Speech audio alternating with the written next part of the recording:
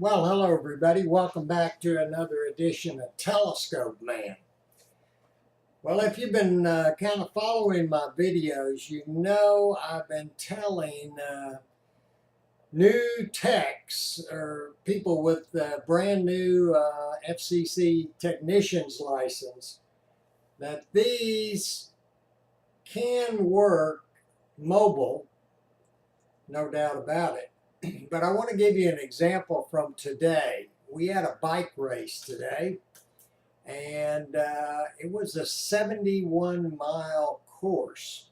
Now, I happened to be at rest stop number 4, which was about 40 miles along the course, but as the crow flies, it was probably about 20 to 25 miles from the actual repeater site. And I noticed right off the bat, I could monitor the communications coming from the repeater with my handy-talkie. No problem whatsoever. The repeater's transmitting at 50 watts. The antenna is way up in the air on top of a building. So I had no problems hearing what the net control was saying, or any of the other stations for that matter, using my little handy-talkie. But I could not hit the repeater with the handy-talkie, okay? Could not hit it. Would key down and nothing would happen. No one could hear me. And that's what I keep telling people that are depending on these things to talk basically simplex, which means from, I've got one of these and you've got one of these and we're separated. There is no repeater. We're just on the same frequency. That's what simplex means. Anyway, just happened to be a few hills in between me and the repeater where I was located, and this handy-talkie could not reach that repeater. Luckily, I have a regular mobile unit in the car, as I've said before, and it's transmitting at 50 watts. It has a better antenna on the car than this antenna, even though this is an upgraded antenna. The one on the car is better. And of course, I had a whole lot more watts. And I could just reliably hit that repeater from the same location, from the mobile in the car, but I could not hit it standing outside the car with this handy-talkie. I could monitor the frequency and hear the transmissions, but I could not actually transmit and get in. Just a little too far away, or the terrain did not permit it.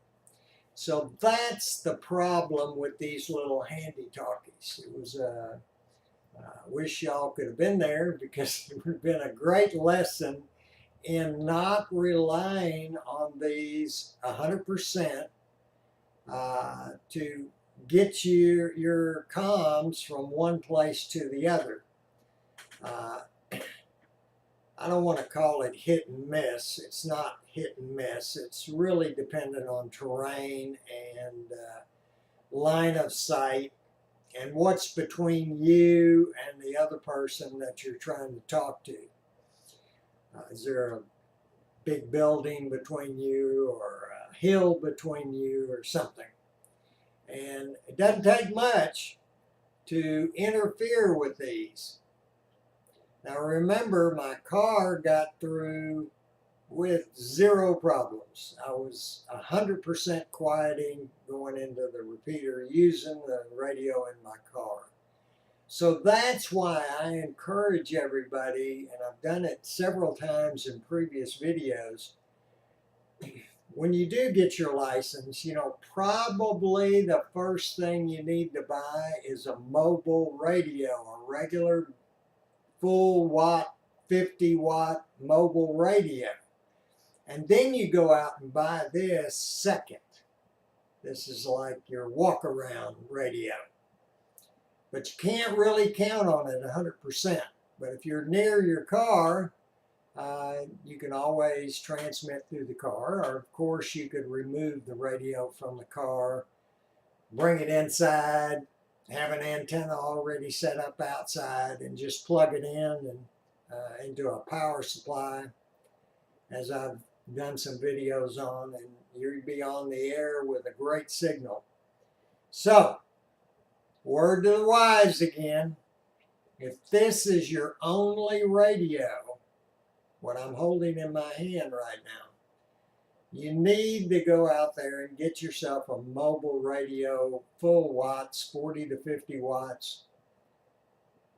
Put it in your car, as I've said, rig up your car. And you might want to buy a little power supply, put it on the desk inside the house, put an outside antenna of some kind up, run that cable into the room where the radio is, and plug the radio in outside. You will get out many times better than you will with this. All right? Many times better. Can't really tell you exactly how much better because every location is different. Every setup is different. So, but I can tell you it'll get out further than this. And I'm going to just step out there and say twice as far as this. Okay? You'd have to really mess up a mobile installation for it not to transmit twice as far as this. Or there have to be some kind of egregious thing you did, or where you are. You're behind a metal 30-story building. In the shadow of the building, you're trying to reach a repeater on the other side. Something totally egregious for it not to transmit as far as this. So, word to the wise, might be best for you to think about when you get your first radio, get a regular mobile radio. As I've said before many times in the past, you can step out there and buy something like a Kenwood 281A for about $135. And many handy talkies are higher than $135, and there's a bunch of them cheaper. But a lot of the name brands are higher than $135. But you can buy a regular mobile rig. Kenwood 281A puts out 65 watts and would really serve you well as either a mobile rig or a base station rig if you had a power supply to go with it. In the car, it just hooks up directly to the battery, so it's not a problem. Anyway, that's all I got for you today. Just another encouragement to upgrade from a handy talkie to a regular mobile radio. Once you've done that, then, as I usually do, I encourage you to step out there, study a little bit more, and get your general license. And that will open up so many things to you in amateur radio that it's really no comparison between a technician's license and a general license or an extra license. There's so many more things you can do with the general or with the extra beyond what you can do with just a little handy talkie and a technician's license. Now you can do more with VHF, UHF. If you have a regular mobile setup and you attach it to a computer, you could do PSK 31 VHF, UHF text messaging. Again, limited distances, but you could get into some other operating modes with a VHF, UHF radio, especially if it was a fusion type mobile. or a D-Star type mobile. That kind of opens up a whole bunch of new things to you. So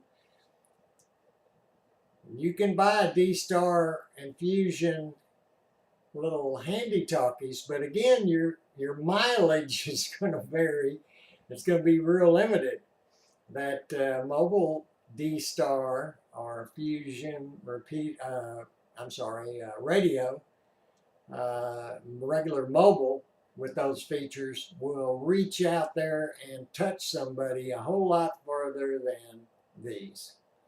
So, with that said, as I usually do, I wish you clear skies and 73, and remember to keep looking up to see the greatest show on earth right over your head every single night.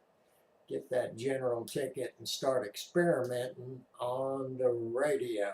See y'all later. Have a great day.